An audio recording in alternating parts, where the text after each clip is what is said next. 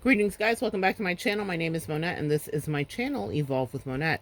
For those of you who are new here, I am a professional intuitive empath, and we're going to jump right into the subject matter at hand.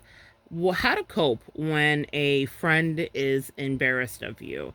And this is something that I have dealt with myself in my life, but it's something that also came up in a client read today, and it kind of reopened that. You know, nothing that happens in our life is by coincidence. No experience is accidental. It is helped. It's there. It's put in place to help us and to help shape us into the people who eventually evolve. So I've dealt with a lot of rejection and a lot of embarrassment because of the package that I'm in. For those of you guys that have seen my pictures, I am a plus size woman and have been for most of my life. And so, what in fact, actually all of my life.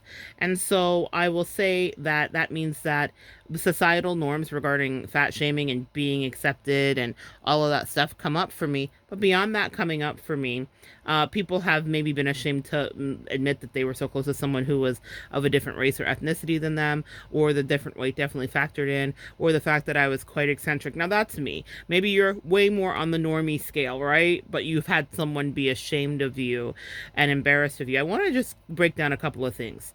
The first thing is, it's because they don't know who they are fully. It doesn't mean that in your own state, because there are many times in my younger, especially young, like childhood, teenage life, where you're very insecure, and I think that's par for the course for those ages. However, I really always had a good sense of myself. I always marched to the beat of my own drummer, and that made people uncomfortable. I spoke truths. I spoke about all the things you hear me talk about here ever since I was a kid. I was teaching spiritual lessons. People would come to me and ask me those questions, and they would want to gravitate to me. Empath, can you relate? People gravitating to you, but then maybe being embarrassed because their friends didn't approve because they couldn't even fathom, and they weren't supposed to fathom. I want you to understand this. The person that you're connected with that may have been embarrassed with you, you guys had a connection for a reason. You were put in their life for a reason, to help them evolve or to help them through some trauma or to help just be kind and be a sweetheart to them, right? So that's their assignment. It was not meant for the other people to understand. Not everybody's going to raise a vibration. And when you leave someone's life, not everybody's going to be like, oh, I get it now and I'm a changed new person. But it does demonstrate to you that if they're embarrassed or weak, it doesn't mean that we all don't suffer embarrassment or second-hand embarrassment or feel cringy when we see something that's awkward, right? But if you have a relationship with someone who is absolutely dap you up cool in the dark, they are fine with you in the dark, or they're fine with you behind closed doors, or when you guys are riding around in the car, or even in public, they're fine with you, but only when it's just you one-on-one. But when other people come around, that's a no bueno, and it's a high indicator that they're not comfortable with who they are because they feel like they can't be adjacent to you. Okay? The other thing about that is it's here to shape you. All the things that people were embarrassed of me about and embarrassed about being proximal to me for are all the things that I am celebrated for. Okay, at this point, it doesn't mean that you don't still have moments like that where you could run into people that aren't really kind or don't know who they are, even if they were 85 or 22. But the truth is that it's something that I don't want you to internalize as much as you can. Try not to internalize that because it's so much more about them. And remember that when you're embarrassed with someone, you're having an emotion, right? So tap into that emotion that you feel when you're embarrassed of someone, and understand that, what is the person terrible? Maybe they are doing something that's foolish or you don't agree with or awkward or strange, but you're having the reaction. If you have felt ostracized, outcasted, set aside, shunned by somebody because they were having some like identity crisis, please know that has so much less to do with you than you think, and probably you intimidated whomever was in their periphery because they have no fucking clue who they are. And that is the truth, especially when we're dealing with my empaths. Really, I specialize in working with empaths, okay? I don't really care about anybody else in the outside world. Can I be really honest with you guys?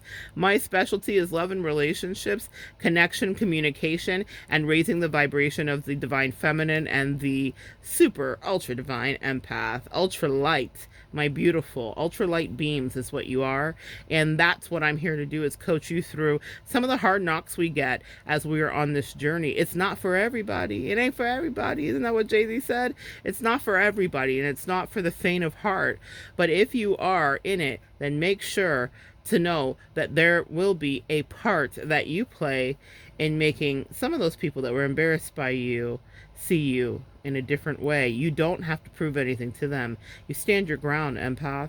You stand in your truth. You stay integral to who you are, and no longer will you allow other people to be embarrassed by who you are. You might be embarrassed of them, which is something that I found happen in my life. I look back at so many people that I used to give so much power. That's another thing about that embarrassment moment.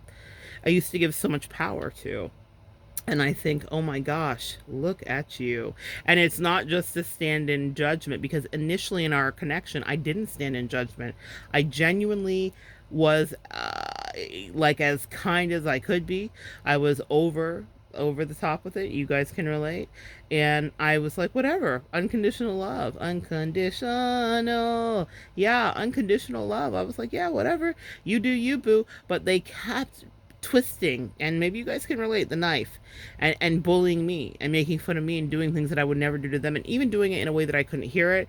But angels and empaths, excuse me, angels and ancestors helped me to hear it. You guys may be able to relate to that too. So I heard all of the things, and there are some things I'll never know because it might devastate me even more so. But the point is that it happened because, one, of the light that we emit, and two, because if there was a group or a crowd, I was never meant to be in it. I've never, ever meant to be in those things. I've never fit in those places. And it makes so much sense. Those exclusions and the expulsions and the embarrassed rejections were all saving graces. I want you to consider that the next time you're down on yourself, because you can tell that you might not be fitting in anymore in a dynamic. It's because you're being called to higher ground, empath. Time to pack your bags and leave the asses behind you. That's biblical. God said it to Abraham as he ascended the mountain with his son Isaac to sacrifice him. And he never had to sacrifice him because God had another plan. Sometimes when we get to the mountain, we look around and the table is set before us in the presence of those enemies that were embarrassed of us, and now they are the embarrassment. Ain't God good? I love you so much. Come back and join me next time, and we'll continue to evolve together.